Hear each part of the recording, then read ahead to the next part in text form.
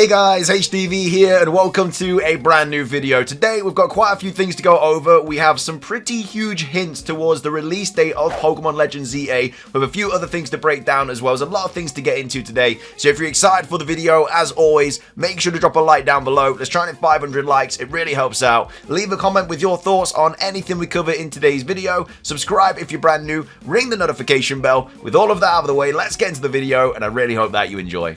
So, starting things off, a massive shout out to Bun, who has made a whole Twitter thread basically breaking down why they believe they have gotten a good idea of when the release date of Pokemon Legends ZA is going to be. So absolutely massive shout out to Bun here for taking the time to do all of this research and going over all of this. But this is what they say. So again, you know, this isn't confirmation or anything, but there's a lot of things that have kind of been happening behind the scenes that relate to a potential release date for Pokemon Legends ZA. So let's quickly go over it. So we have Bun here saying, here's why I think Pokemon Legends ZA is most likely going to release in March 2025, using the trading card game as evidence, a mega thread. So obviously straight off the bat, March would be a bit of a weird date for Pokemon Legends ZA because it's the month after Pokemon Day. So next Pokemon Day, which is obviously February 2025, we are going to be getting a Pokemon Presents.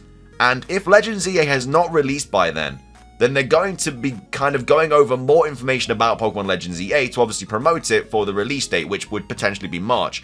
However, though, in my opinion, it does make sense for Legends ZA to drop in January, and then obviously we get a Presents where they announce something new, which we then get in 2025. So we get Legends ZA January, and then we get Gen 10 or Black and White Remix or whatever in November 2025. That makes more sense, whereas if we get Presents in February and then the release in March, does that mean we're not going to get anything else in 2025 for Pokemon? It's a really weird release kind of cycle at the moment with Pokemon, but either way, there's a lot of evidence to suggest that that this game is going to release in March, which Bun has obviously kind of tracked down. So let's take a look at what they say.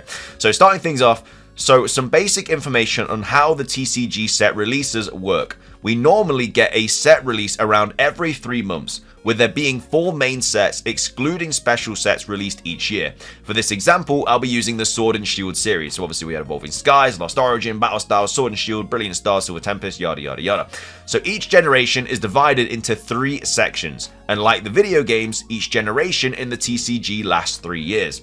The first year normally is just about introducing the new Pokemon from that generation and whatever the new gimmick is. So level X, EX, GX, Vs, and EX. And so like, let's just say for Sword and Shield, they would be introducing Pokemon from the Generation 8 games, like your Cinderaces, and you know, I don't know, your Squovus, whatever. Like all those Pokemon would then have to be introduced into the TCG. And that's kind of what the first set is for the TCG.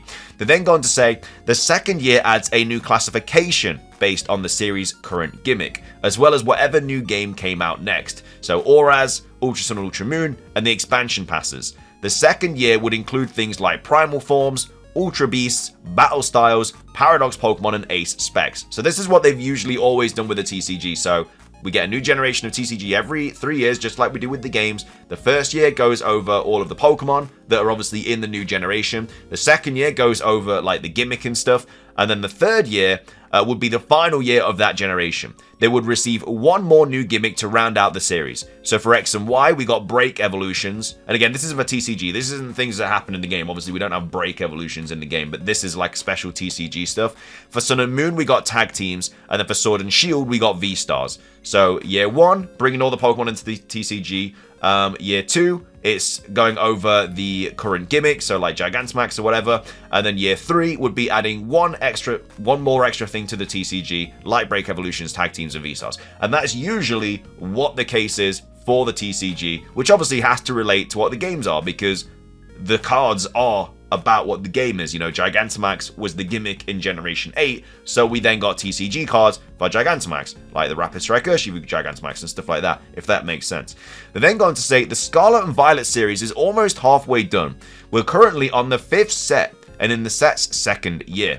Our next set will be based on the Teal Mask, followed by a set based on Terapagos and the Stellar type. Our last set should be based on Dragon types. So we kind of know this as well. Obviously, we've got Temporal Forces, Twilight Masquerade, and then obviously Stellar Miracle set stated for July 2024, and the starter set Terra-type Stellar Ceruledge EX/Stellar Sylveon EX coming in August 2024.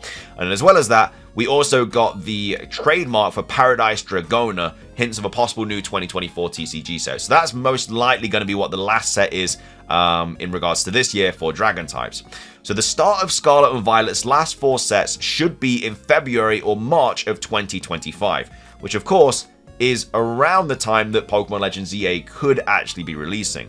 So we still don't know what Scarlet and Violet's last gimmick will be, because that will be in year 3. Just like we got Break Evolutions, we got, where is it? Break Evolutions, Tag Teams, V-Stars. This is what we got in the 3rd year for X and Y, Sun and Moon, and Sword and Shield. Next year is Scarlet and Violet's 3rd year, so we will be getting some new kind of gimmick for the TCG in regards to that, because it's the last year of Scarlet and Violet stuff.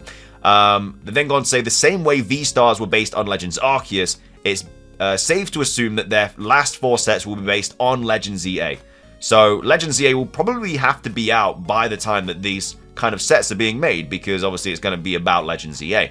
So Scarlet and Violet has been all about returning mechanics. Instead of introducing a new type of card, they brought back Pokemon EX from Generation 3.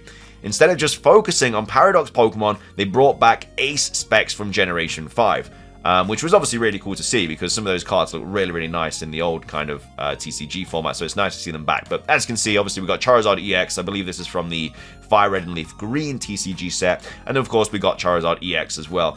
They brought that back. So then they're going to say it's safe to assume the last 4 sets will be based on Pokemon Legends EA, and what's a huge selling point about the game? Mega Evolutions are returning.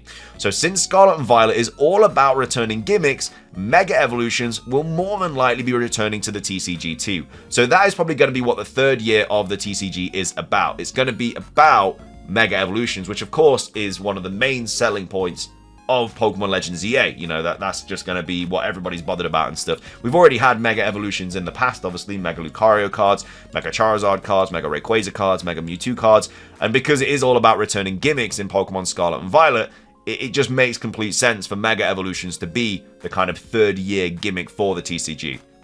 So they then go on to say, Scarlet and Violet's last 4 sets, which are presumably based on Legends EA and the return of Mega Evolution, will again likely start releasing by February/March of 2025, should I say.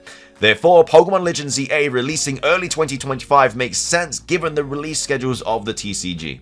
I'd also like to point out that when Sword and Shield's 3rd year started, we got Brilliant Stars in February 2022, while Legends Arceus released in January 2022.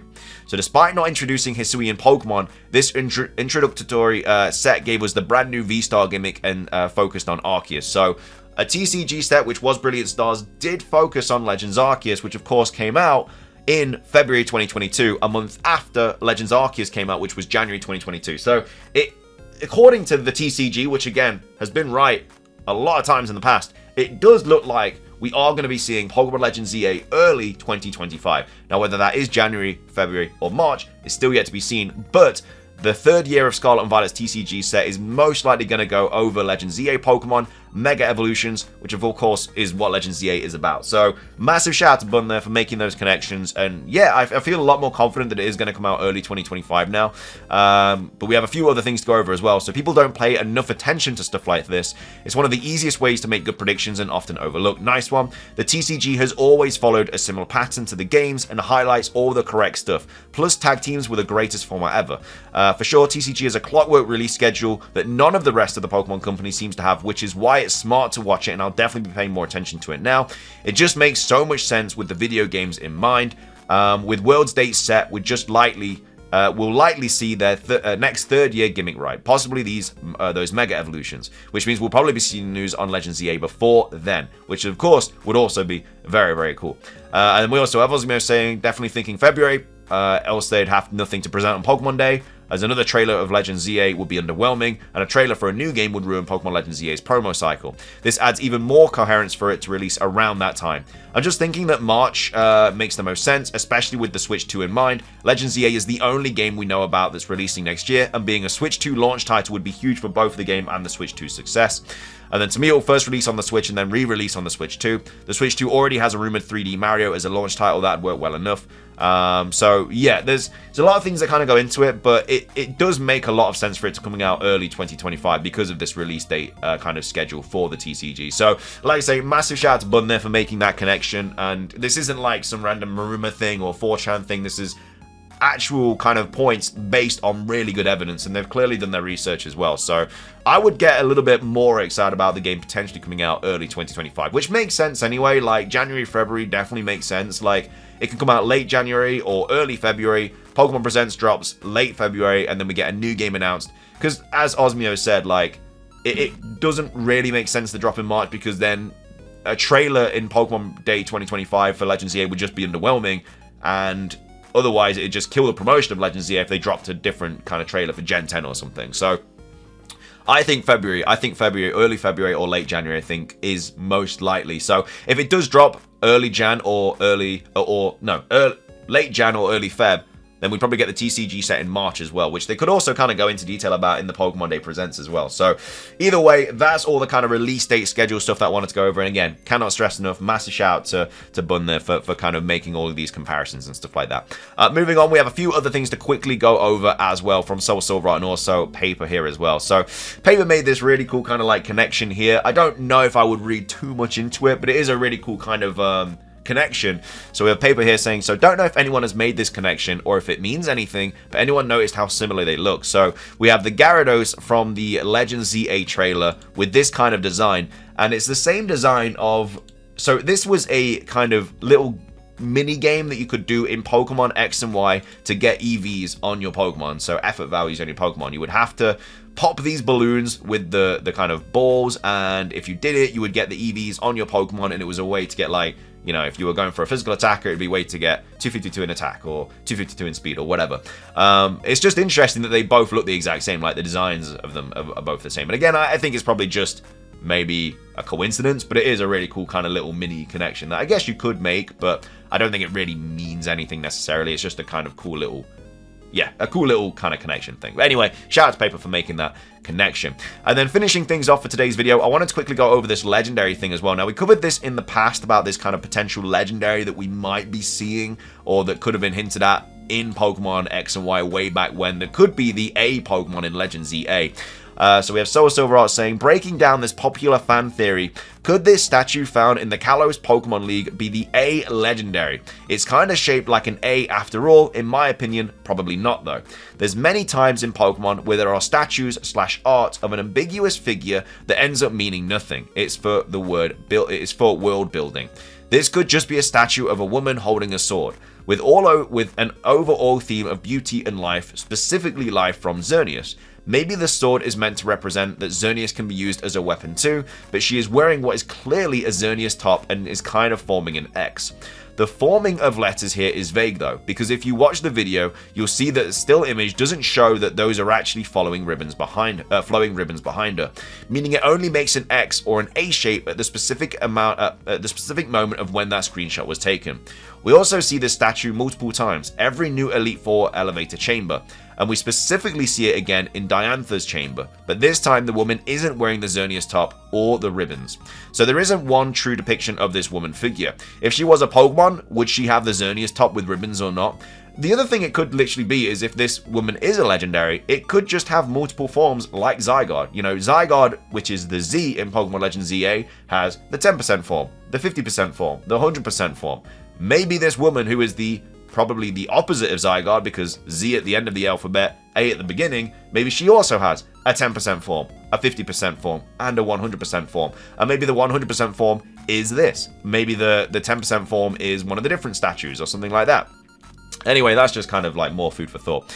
They then go on to say it could possibly just be a statue of an amalgamation of some Kalos legendaries, so Xerneas being the X shape, Yveltal being the Y shape, Zygarde being the Guardian stance / Sword of Order, and the Mega Diancie being a ribbons, humanoid shape, and then sword ? Or at the very most, could it possibly be related to Diancie, seeing as Diancie is a fairy / rock type humanoid Pokemon that actually wields a sword in her anime Pokemon movie. This would go really well with my theory that the Legends ZA logo is pink to reference Diancie having a role in the Pokemon Legends ZA plot, but I digress. Then they'll also go on to say, here's also various other statues in the Kalos Pokemon League that will probably never mean anything either. This just points to them all being put in there for the nice visuals and aesthetics. Could she still be the A legendary? There's always a 1% chance, but I don't find it likely. So this is kind of like one version of the statue. So there's another statue. There's another statue as well. Another statue with kind of like on the sides and stuff with the kind of Pokemon. So, I mean, it probably isn't the legendary, like, let's be honest. But at the same time, you never know. You know, it could be put there because of the history of Lumiose City. And maybe it's like a forgotten legendary that they don't really talk about, but they have statues of it. Maybe, I don't know, like, we have dinosaur fossils and we're just kind of, I guess, guessing what the dinosaurs look like from the fossils that we have. Maybe it's a similar situation to that. Maybe there was something like a painting of her or something, and they're just kind of building statues off that. But they don't actually know what it looked like. So you never know. We'll have to wait and see. But yeah, it's looking unlikely that this is some sort of A legendary or whatever. Even though it does look like an A. It probably isn't. But anyway, that's going to be everything for today's video. I hope you guys enjoyed it. If you did, please do consider hitting the like button down below. Let's try and hit 500 likes. It does really, really help out. Leave a comment with your thoughts on anything that we covered in today's video. What are your thoughts on this whole release date rumors for Pokemon Legends ZA? I would love to hear what you guys have to say. And again, massive shout out to Bun for doing all of this research and everything. Absolute legend. And then also, what are your thoughts on the other couple of things that we covered? Would you like this to be a Pokemon legendary in Legends ZA, or do you think it is just a statue in the Kalos League? But yeah, that's everything from me. Subscribe if you're brand new, ring the notification bell for daily Pokemon content. Have a fantastic rest of your day, and until next time, peace.